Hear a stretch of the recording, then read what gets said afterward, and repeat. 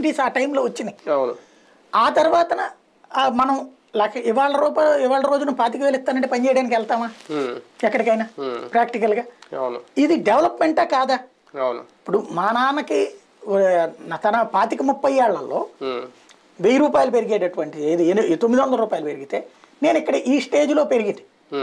అయితే ఇలాంటి అవకాశాలని అందిస్తున్నాడు అతను. అవును. అంటే మోడీ హయాంలో అతిపెద్ద మార్పు ఏమన్నా ఉందంటే ఫస్ట్ చెప్పుకోవాల్సిన జిఎస్టీ ఒకటే. ఈ 10 దానివల్ల గ్రోత్ పెరిగిందా, దేశానికి ఎంతవరకు ప్రయోజనం ఎంతవరకు నష్టం? అంటే కరప్షన్ ఫ్రీ అయ్యింది. ఎందుకు అంటే అధికార రాజ్య వ్యవస్థ అంటారు. నేను వ్యాపారం కూడా చేశాను కాబట్టి, వ్యాపారం చేశాను కాబట్టి నాకు ఒక ఖచ్చితమైనటువంటి అవగాహన ఉంది. ఏంటి అంటే ప్రతి వ్యాపారస్తుడు కూడా పన్ను కట్టాలనుకుంటాడు, అంతే తప్పించి పన్ను ఎగ్గొట్టాలనుకుంటాడు. కట్టాలనుకుంటాడు కానీ ఎగ్గొట్టాలనుకుంటాడు. కానీ అధికారులు వరుస పెట్టి వేధిస్తుంటారు, నాకింత లంచమి, నాకు లంచమి. ఈ లంచం ఇయ్యాలంటే నేనేం చేయాలా? పన్ను కట్టి లంచం పెట్టేస్తాను అడిగి. అప్పుడు మరి ఏం చేయమంటారు సార్ అని అడిగితే వాడు ఏం చెప్తాడు? నువ్వెంత కట్టాలా? 1,00,000 కట్టాలా?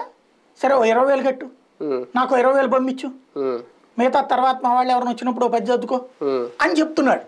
అంటే వాడు కరప్షన్ చేస్తా ప్రభుత్వానికి వచ్చే ఆదాయాన్ని ఆపేస్తున్నాడు. జిఎస్టీ వచ్చిన తర్వాత ఇది ఆపేయడం వల్లనే కదా వాళ్ళ ఎక్కడో ఎందుకు